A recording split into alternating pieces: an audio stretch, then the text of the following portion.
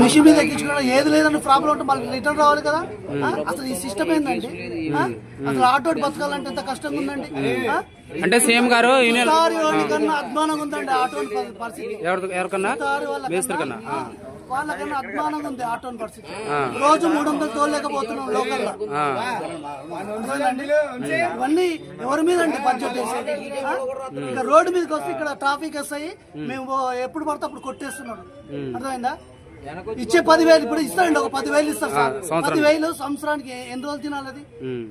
ఒక ఫ్యామిలీ తింటారా చెప్పండి సార్? ఒక 10,000 ఒక మనిషికి ₹1,00,000 జీతం అయినా కూడా వాడు తినలేకపోతున్నారండి. సరిపోతలేవండి. ఈ 10,000 సంవత్సరం మొత్తం సరిపోతాయా? ఈ 10,000 గవర్నమెంట్ తీసుకుంటున్నారు సార్. కేసులు ఈ 10,000 గవర్నమెంట్ తీసుకుంటున్నారు. టోల్గేట్ దగ్గర బ్రేక్ ఇన్స్పెక్టర్ అక్కడ ఆటో రాస్తున్నాడండి. వేలు ఆటో వచ్చింది ఏం లేదు. అర్థమైందా? గౌరవం అటు ఇటు పోవాలంటే మాకు భయం అవుతుంది సార్. అర్థమైందా? అది లేదు ఇది లేదని కేసు రాసి పడేస్తాను. వేలు సరే 100, 200, 300 అంటే ఏదో ఓకే కామన్ అది. అర్థమైందా? ఎక్కువ ఉందంటారు ఈ గవర్నమెంట్. 12,000, 10,000, 15,000 రన్నింగ్ లో కొడుతున్నారా? కొడుతున్నారు. మరి దారుణం అది. ఎట్లా వెళ్ళి మూవ్ చేసి ముందుకెళ్ళి కానీ రన్నింగ్ లోనే కొట్టేస్తున్నారు వాళ్ళ ఇష్టం. ఇక ఇప్పుడు ప్రీ బస్ పెట్టడం వల్ల రేట్లు పెరుగుతాయి అంటారా?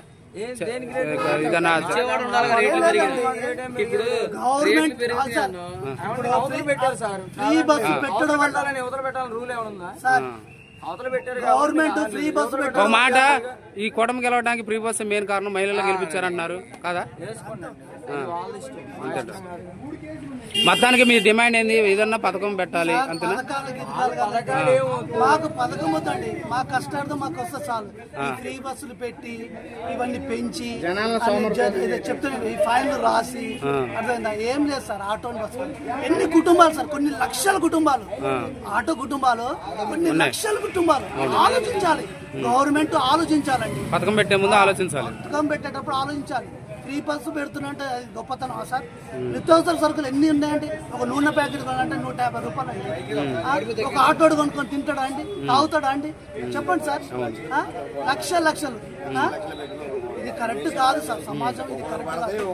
ఫ్రీ బస్సులు ఫ్రీ ఇవి పెట్టుకోవడం కరెక్ట్ కాదు. ఆటోని కూడా 10,000 ఇవ్వడం మాకు ఇవ్వట్లేదు. మేము మాకు అవసరం లేదు. 10,000 అవసరం లేదు సార్. మాకు ఈ బేబీ పెనాల్టీలు కొట్టకుంటుండి ఈ ఫ్రీ బస్సులు పెట్టి ఈ కుటుంబాలన్నిటి కూడా రోడ్డు పాలన చేయడం కరెక్ట్ కాదు. ఇది అర్థమైందా? ఇది సార్ చెప్పేది. అంటే ఆటోని బాధ ఇది కష్టం. నిజంగా చెప్పాలంటే సార్ ఈ రోజు ₹100 కూడా తోలేండి. ₹100 కూడా తోలే. అసలు చెప్తారా? ఎవరైనా కనుక్కోండి, ఎవరైనా చూపెట్టండి. ఎవరైనా కూడా ₹100 తోలిండి అంటే ఒకవేళ ₹100 తోలినా అది సాయంత్రం డీజిల్ కొట్టుకొని పోవడం తప్ప ఇంట్లో కూడా వేయలేదు. ₹100 కూడా తోలి ₹100 తోలిండు. అది ఏం చేస్తారు? రేపొద్దున మళ్ళీ డొక్కాడాలంటే ₹100 డీజిల్ కొట్టుకొని ఒక ₹50-40 వస్తాయి. అది తీసుకెళ్ళి ఇచ్చుకోవడం తప్ప ఏమి లేదు. ₹100 డీజిలే ఉంది. కరెంటు బిల్లు అయింది.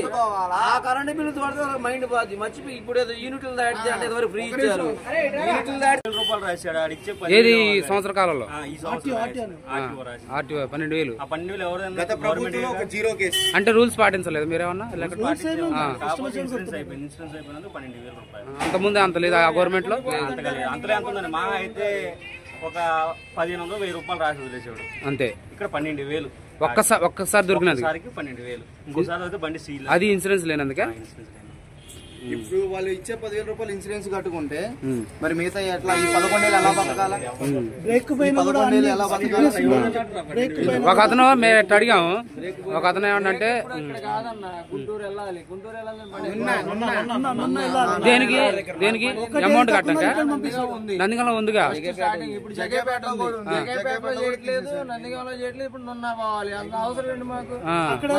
ఏది పెనాల్టీ కట్టాక ఎలా కేసులు పడతాయి బండికి? పెనాల్టీ కట్టాక దేనికి?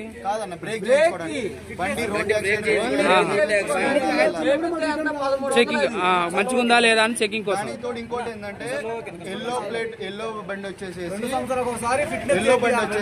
విజయవాడ నో పర్మిషన్ అన్నారు. గత ప్రభుత్వం 5 ఏళ్లలో విజయవాడ 10 సార్లు వెళ్ళిన రోజు మీద ఒక్కసారి కూడా ఆపలేదు.